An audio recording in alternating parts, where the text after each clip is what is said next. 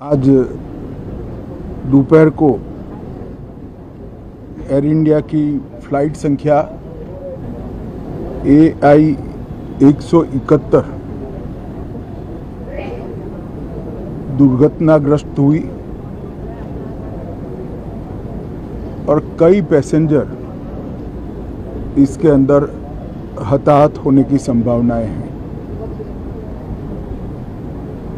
इस घटना से पूरा देश क्षुब्ध है और पूरा देश एक साथ पूर्ण संवेदनाओं के साथ ये जो दुर्भाग्यपूर्ण हादसे में पैसेंजर हताहत हुए हैं, इनके परिजनों के साथ खड़ा है।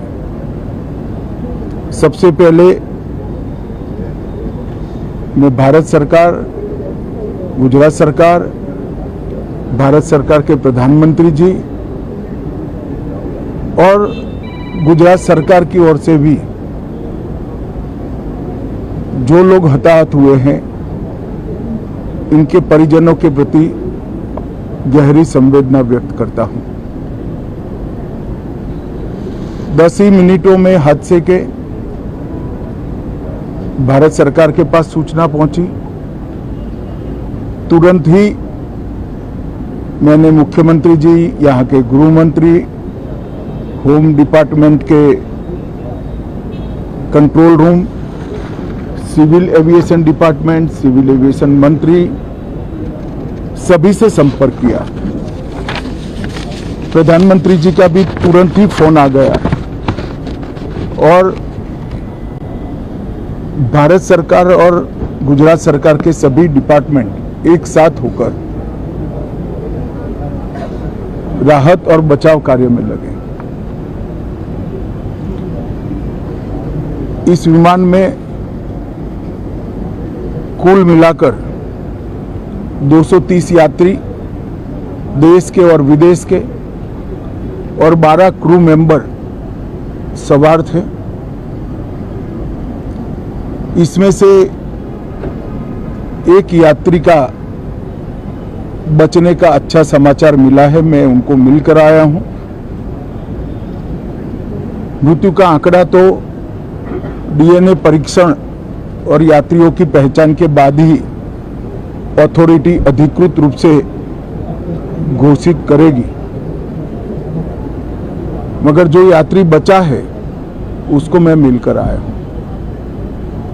घटना के तुरंत बाद गुजरात सरकार ने बहुत त्वरा से डिजास्टर मैनेजमेंट की सारी इकाइयों को अलर्ट करते हुए, चाहे हेल्थ डिपार्टमेंट हो, चाहे फायर ब्रिगेड हो, चाहे पुलिस विभाग हो, भारत सरकार की भी CAPF को संपर्क कर सभी ने एक साथ मिलकर राहत और बचाव का कार्य चालू किया। मगर 1.25 लाख लीटर ईंधन विमान के अंदर ही था और लगभग गर्मी, तापमान इतना ऊंचा हो गया कि किसी को बचाने की मौका ही नहीं मिला। अब मैं घटना स्थान पर भी जाकर आया हूं। सारे यात्रियों के मृतदेह को बाहर निकालने का काम लगभग समाप्त हो चुका है।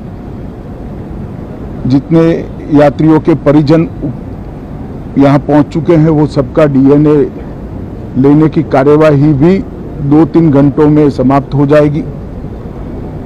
विदेश में जिनके परिजन हैं, उनको सूचना देने की कार्यवाही समाप्त हो चुकी है और जैसे ही पहुंचते हैं उनके भी DNA सैंपल लिए जाएंगे और मृतदेहों की पहचान के लिए जितने मृतदेह मिले हैं, इनके भी DNA सैंपल लेने की कार्यवाही समाप्त हो चुकी है।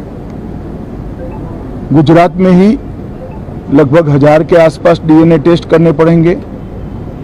ये सभी टेस्ट करने की क्षमता गुजरात में विकसित है तो डीएनए टेस्टिंग के लिए कहीं गुजरात के बाहर जाने की जरूरत नहीं पड़ेगी।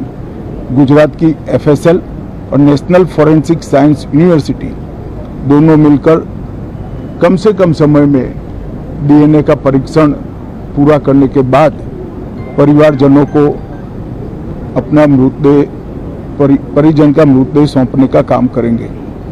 उनके रहने की सुविधा, उनकी सांत्वना की सुविधा, जिनको मेडिकल प्रॉब्लम ट्रॉमा के कारण हुए इनकी मेडिकल की सुविधा, ये सारी व्यवस्था बहुत सुचारू रूप से हो चुकी है।